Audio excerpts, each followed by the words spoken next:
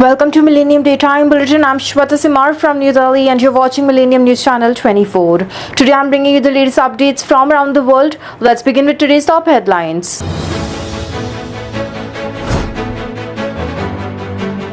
Trump exempts smartphones and computers from new tariff.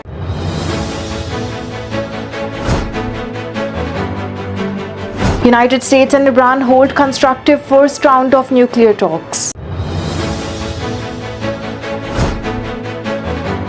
Thousands attended pro-Serbia government rally after months of unrest.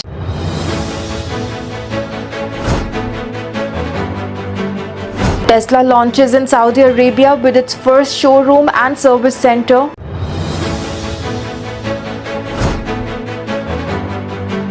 Russian missile strikes Indian pharma firm Kyiv warehouse, Ukraine claims.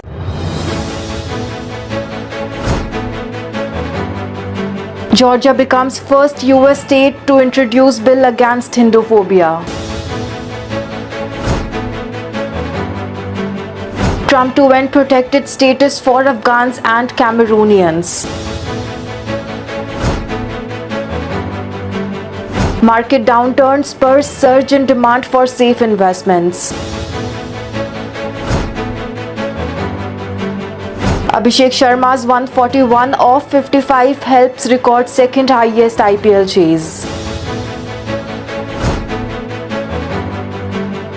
Nikola Jokic becomes third player in NBA history to average triple-double for the season. Now let's look at the details.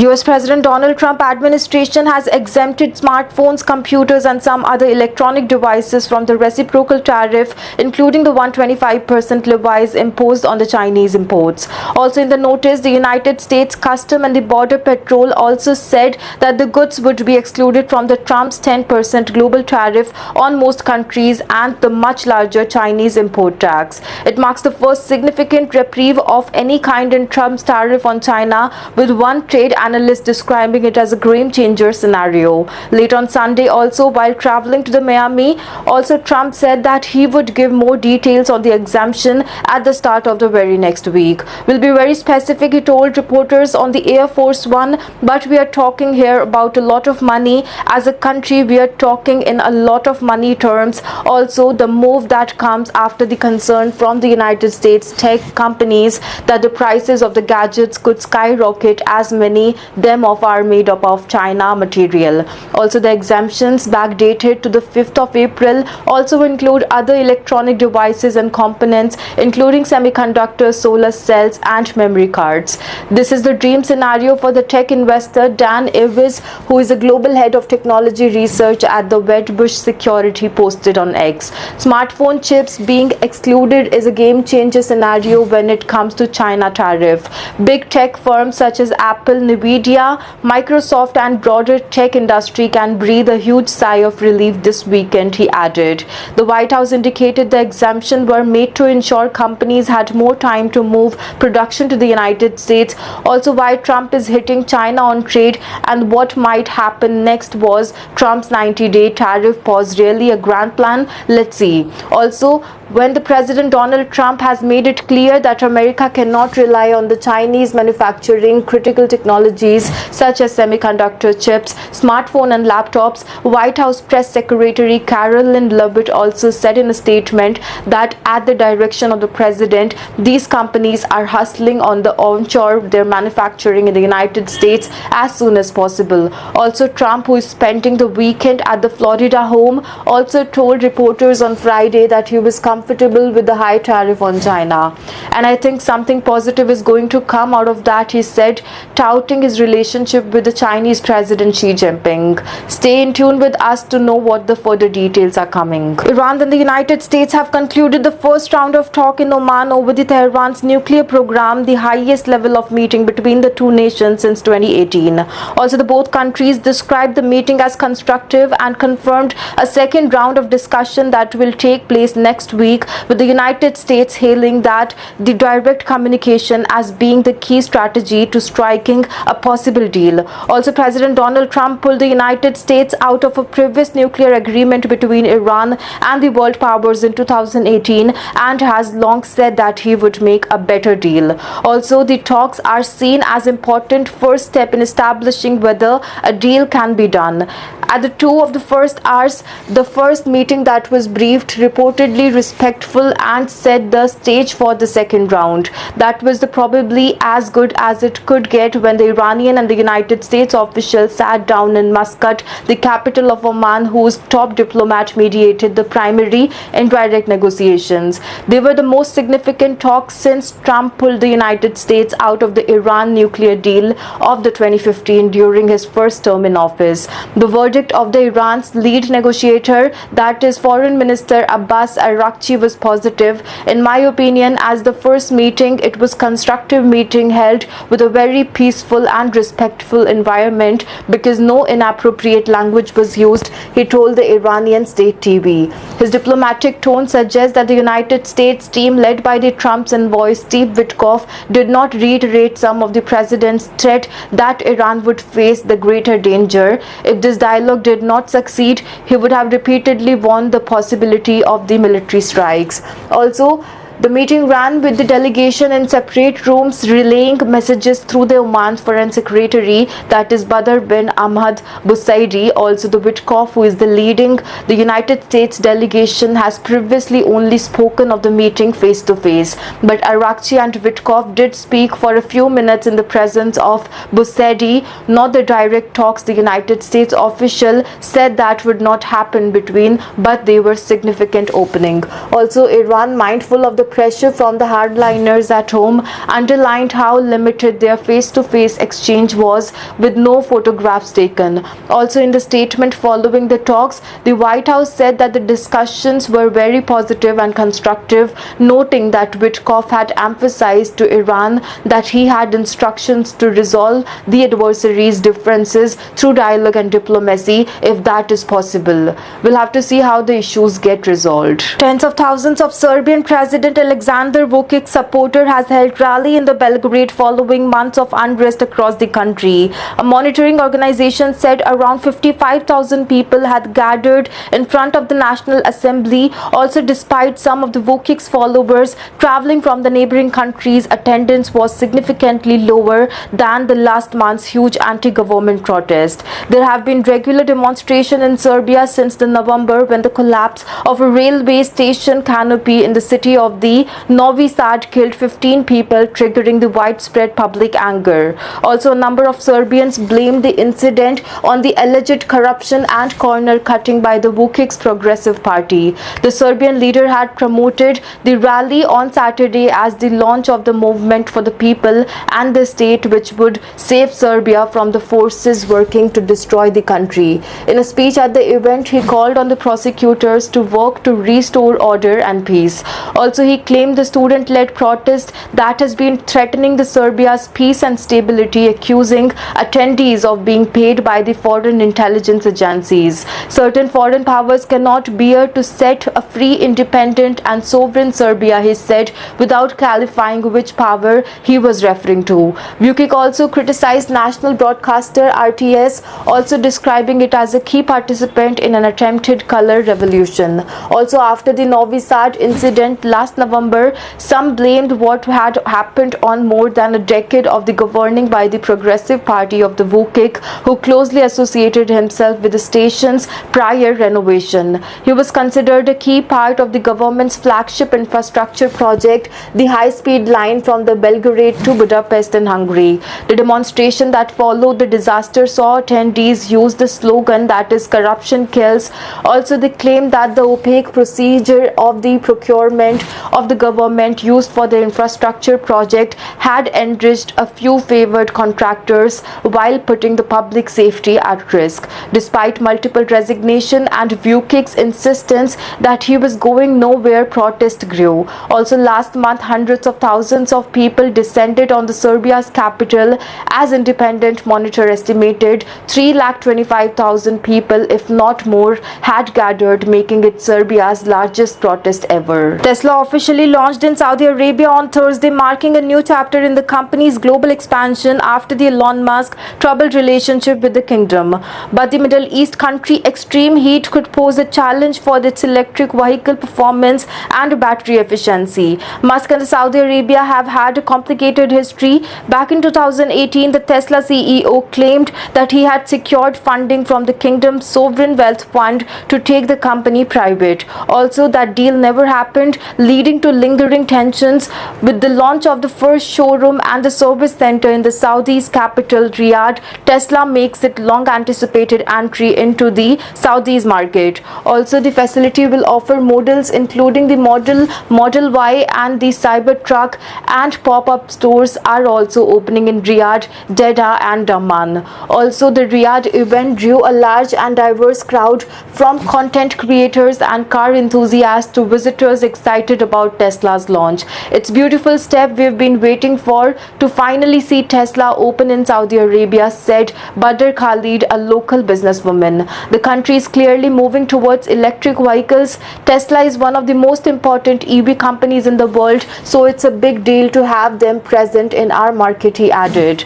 Also, however, the kingdom still faces significant challenges in the infrastructure. With a limited number of public EV charging stations available, the government has announced plan to expand charging network as part of its sustainability goals. Also, Musk has a large fan base in the kingdom, praised by many for his creativity and innovation and seen as a visionary of the future. He always looking ahead, and also said the Mohammed Osama, a teenager who's described himself as enthusiastic about everything that Tesla makes. Also, maybe a few things don't make sense right now, but in the future it will all come together. He's building something bigger. Also, many attendees expected Musk to make an appearance, at least via video, but he didn't show.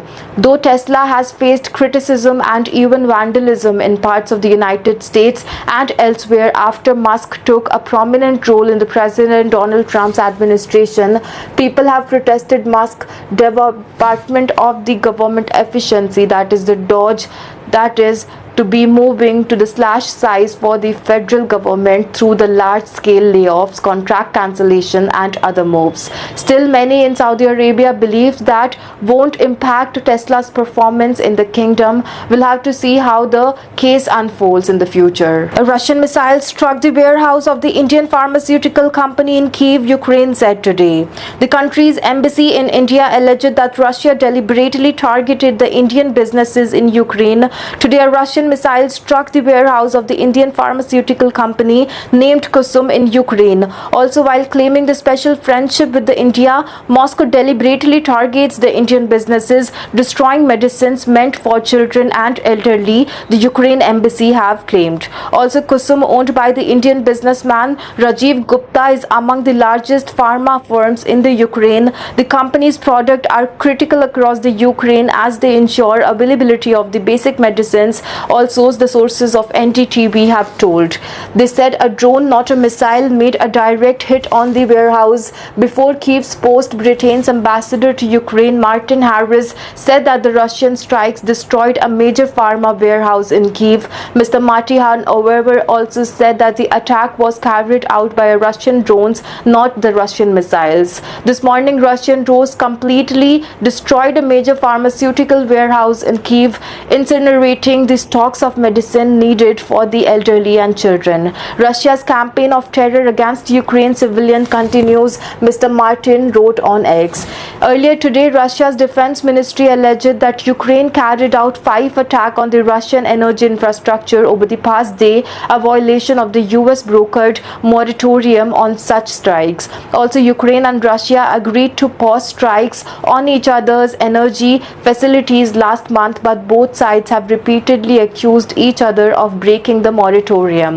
While India has called for peace and to end violence between the Ukraine and Russia, it has not openly taken sides. India has been buying a large volume of oil from Russia soon after the invasion of Ukraine in February 2022. This is primarily because Russian oil was available at a significant discount to other international benchmarks due to the Western sanction and some European countries shunning the purchases. Russia continues to be India's top oil source. India imported 1.48 million barrels per day of crude oil from Russia in February against the 1.67 million BPD in the previous month. The state of Georgia has introduced a bill to propose the formal recognition of the Hindu phobia and the anti-Hindu bigotry. The bill, if enacted into law, would amend the Georgia's penal code to define Hindu phobia explicitly and instruct the law enforcement agency to take appropriate action in crimes involving hate crime against the Hindus in the United States. Republican Senator Sean Still and the Clint Dixon, along with the Democratic Senator Jason Steves and the Emmanuel D. Jones, have jointly backed the legislation. Senate Bill 375 seeks to insert a new provision in the Georgia's code that defines Hinduphobia as a set of antagonistic, destructive and derogatory attitude and behavior towards Hinduism. Also, it would mandate state and local enforcement agencies to factor Hinduphobia into the implementation of the existing anti-discrimination laws. Georgia becomes the first state to introduce such a bill, and if passed will make history once again, the Coalition of Hindu of the North America said in the statement. Also, we are proud to work closely with the Senator Sean Still on this important bill and thank him along the Senator Emmanuel Jones, Senator Jason and Senator Clint for supporting the needs of the Hindu community in Georgia and the United States. This move builds on the groundwork laid in April 2023 when Georgia passed the resolution condemning Hinduphobia and anti-Hindu bigotry. Also, this resolution will also acknowledge Hinduism as one of the world's oldest religion with more than 1.2 billion adherents across more than 100 countries. The resolution was led by the Republican Representative Lauren McDonald and Dodd Jones, representing the Forsyth County, home to one of the Georgia's largest Hindu and also the Indian American communities. The resolution, widely welcomed by the Hindu advocacy group and the religious leaders, aimed to both celebrate Hindu contributions to the American society and condemn incident of the hate speech and violation targeting the Hindus. Also, senators still have always been a staunch supporter of the Hindu community and has stood with us during the tough times we faced in the United States as well as in places like Bangladesh. His commitment to fighting Hinduphobia has been a beacon of hope and change for all of us Hindus across the United States. We are extremely thankful to him for his relentless pursuit of justice and equality, said Mr. Rajiv Menon, the founder of the Hindus of Georgia, PAC. Also, the huge shout outs to the Senator Sean Still and to all the members and supporters of the Hindu of Georgia, PAC, also whose tireless efforts over the years to defend and protect the civil rights of the Hindu community led to this bill, said Mr. Dhiru Shah, a senior community leader and board member of the PAC. According to the 23 and 24 Pew Research Center Religious Landscape Study, there are approximately 2.5 million Hindus in the United States, comprising about 0.9% of the national population, with over 40,000 residing in Georgia, primarily in the Atlanta metropolitan area. Thousands of Afghans, Cameroonians may have temporary deportation protection terminated, the United States Department of Homeland Security, that is DHS, has said. The Homeland Security Secretary Kristi Noem also found the conditions in Afghanistan and the Cameroon no longer merited by the United States protection, according to the statement from the DHS Assistant Secretary Tricia. An estimated 14,600 Afghan previously eligible for the temporary protected status, that is TPS, are now set to lose it in May, with the some 2,700 Cameroonians also to lose in the June. The TPS is targeted and guaranteed to the nationals of the designated countries, including the facing conditions of such the armed conflicts and the environmental disasters which make it unsafe for them to return home. The status typically lasts for up to 18 months that can be renewed by the incumbent Homeland Security Secretary and offer deportation protection and access to the work permits. Norm's discussion also comes after the same day as the United States judge ruled that the Trump administration could deport a university graduate who was detained last month over his role in the pro-Palestinian protest. According to the McLaughlins, in the September 2023, the then Homeland Security Secretary Alejandro Mayorkas also announced that the TPS for the Afghans would be extended by 18 months until 20 May of this year. But on 21st March, having consulted with the other United States government agencies, Norm determined that Afghanistan no longer continues to meet the statutory requirement for its TPS designation, and so she terminated the TPS for Afghanistan. Also, she said that the Norm's decision was based on the United States Citizenship and Immigration Services, that is USCIS, review of condition in Afghanistan, where the Taliban resumed control almost 4 years ago. A similar decision terminated Cameroon's designation for the TPS was made on the 7th April, also she said. Last month, the Trump administration said that it would similarly revoke the temporary legal status of more than 500,000 migrants in the Cuba, Haiti, and Nicaragua and Venezuela as well. They were brought in the United States under the Biden-era sponsorship process known as CHNV, which Trump suspended after taking office. More than 120,000 Venezuelans, 1,100 Cubans, and 93,000 Nicaraguans were allowed into the United States under the program before it was closed. Those being told to leave have been warned to do so ahead of their permits and deportation protections expiring later this month on 24 April, according to the notice posted by the federal government.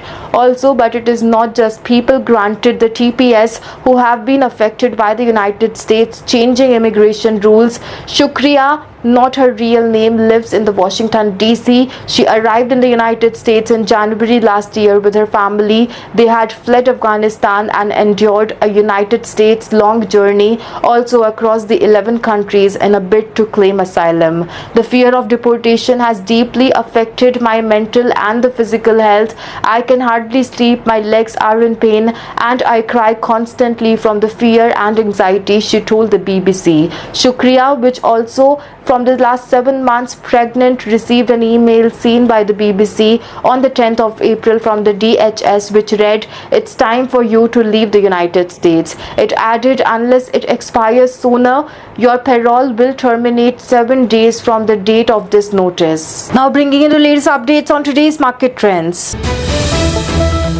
Global equity markets suffered steep losses today, with the major indices across the North and the Southern America experiencing a broad-based sell-off amid the heightened investors' anxiety. In the United States, the Dow Jones Industrial Average plummeted 2,231 points, that is 5.50%, closing at 38,314, while the S&P 500 dropped 5.79 to reach 5,000, and the tech-heavy Nasdaq tumbled 5.82% to reach 15,500. These sharp declines reflect growing concern over the combination of factors, including the inflationary pressures, interest rate uncertainty, and potential earning disappointments. The Russell 2000, which tracks the smaller cap companies, has also hit hard, falling to 4.37% to reach 1100, in the stark contrast with the CBOE, that is the volatility index that is often referred to as the fear gauge of the market. Also, that has surged 50.93% to 45.31, its highest spike in months, signaling a dramatic increase in the market volatility and risk aversion. Investors appear to be rapidly shifting out of equity and into safer asset of the hedging of the portfolios in the anticipation of further turbulence in the economy. The sell-off extended beyond the United States border. The Canadian market were also deeply in the red, while the S&P TSX Composite Index falling to 4.69% and the S&P TSX 60 down 4.44%, reflecting a widespread retreat from the risk across sectors, including the energy, finance, and other materials. The Latin America market also faced significant pressure. Brazil Bovespa Index sank nearly 2.96%, losing over 3,800 points, while the S&P IPSA, S&P Mexico, BMV IPC dropped 2.79% and 4.87% respectively. Today's market action underscores rising unease among investors who are grappling with the tightening of the financial conditions, geopolitical tensions, and a general loss of confidence in the near-term economic stability. With the IX spiking sharply and the key global indices shedding billions in the market value, sentiments has clearly shifted into the defensive mode. The coming days will be critical in determining whether this is a short-term correction or the start of a deeper, more prolonged downturn. Commodity market also reflected a day of divergence, with a significant movement observed across energy, metal, and agricultural sector. Energy commodity faced strong headwinds, leading to the day's losses. WTI crude oil declined by 2.15% to settle at $60, while the Brent crude oil dropped 2.21% to $64. These declines come amid persistent concerns about slowing the global economic activity, reduced fuel demands, and the increasing inventories in the major consuming nations. Additionally, geopolitical tensions and uncertainty surrounding the OPEC Plus production strategies continue to weigh heavily on the investor sentiment in the energy space. Natural gas also followed the suit, slipping 1.64% to $3.77. Though still within a relatively stable range, it remains vulnerable to the seasonal demand shifts and fluctuating storage data.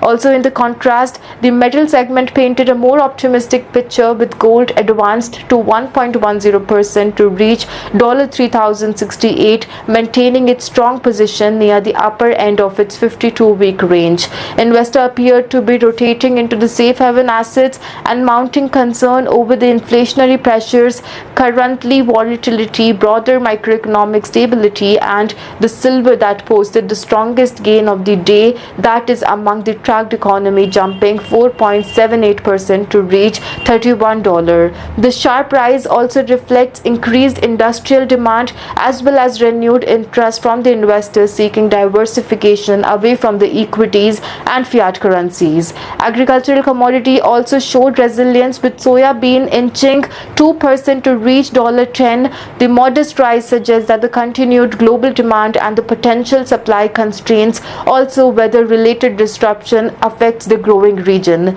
The commodity is hovering close to the higher end of the 52-week range, indicating relative strength in the agricultural sector. Overall, today's performance illustrates a clear contrast between the declining energy prices and the upward and the downward momentum in the metal and the agriculture instability.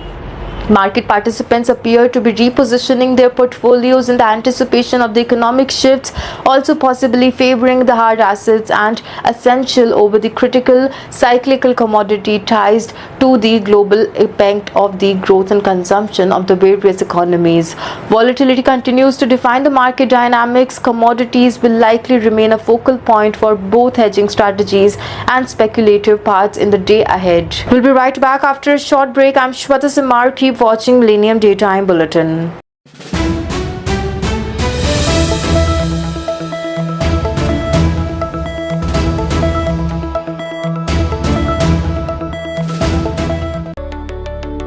Hello viewers, you are watching Millennium News 24.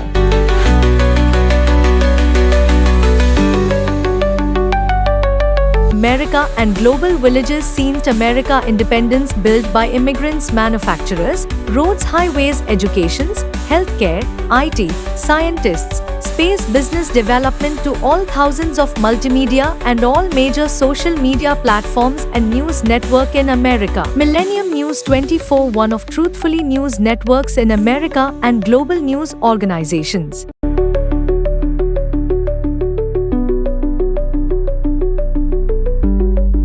Please watch, follow and subscribe. We are in iOS and Android devices, Roku, Amazon Apple devices, All Smart TV, Globally Horizon Satellite, Social Media Millennium News 24, Millennium TV 24.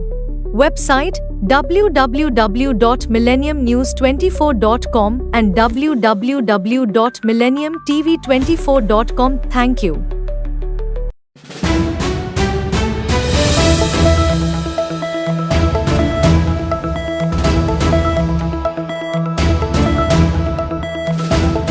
Welcome back after the break. I'm Shweta Simar from New Delhi and you're watching Millennium Daytime Bulletin. Now let's look at some sports highlights. 247 for 2, Abhishek 141 head 66 beat Punjab Kings. 245 for 6, Shreyas 82, Prabsimran 42, Arya 36, Harshal 4 on 42 by 8 wickets. Also the Sunrisers Hyderabad ended a 4-match losing streak in style by pulling off the second highest run chase in the IPL history, effortlessly chasing 246 against the team that holds the record. The win was made possible by the Abhishek, who finally clicked the season on a Hyderabad pitch, back on the batting friendly best after the last week's turner against the Gujarat Titans. Abhishek Sharma and the Travis head capitalized, punishing the Punjab Kings with the season's highest partnership, that is 171, and in just 2.2 overs over the missed chances of the Abhishek's hand. Also the left-hander, previously without the 6 of the season, smashed 6 on the way to the 40-ball century that floored PBKS. Also he then added a few more after celebrating this landmark with a note that this one is for the Orange Army. Abhishek's maiden IPL century, the highest score by an Indian, stole the spotlight, but Harshal Patel's 4 for the 42 was just crucial, helping cut PBKS short by just least 20 cases and the runs that were in the second that set the score. Also it was the first and the second lose of the season, made worse by the injury of the key pacer Lockie Ferguson. Coming off the scores of the 11, 18, 2-1 and 6, Abhishek hit the ground running with the 3 consecutive fours of the Marco Janssens in the second over the chase. Head followed the suit by giving similar treatment to Arshdeep Singh, peppering the ball to different pockets. Abhishek got a lifeline on the 28 when Yash Thakur, who came on as the impact of the sub of the Nehal Vadera, overstepped and had him slice a catch to the deep point.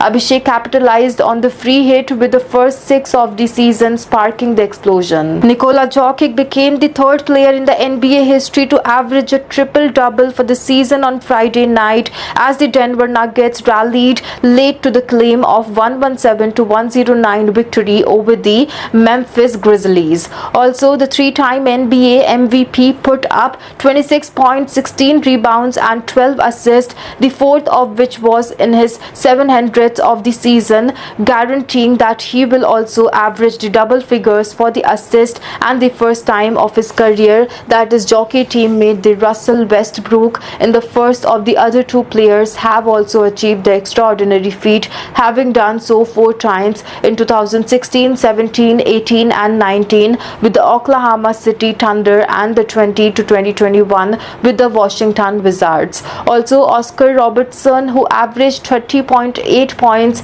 12 rebounds and 11 assists in the 1961-62 with the Cincinnati Royals in the other half. Also, despite joining such illustration company, Jokic appeared relatively indifferent to the achievement. "It's nice, I didn't do that before," he said afterwards. "I don't know what to do and what to say, it's good." Remarkably, Jokic has put up 23 more triple doubles than the Giannis, also, who have been the second most in the leagues this season with 11.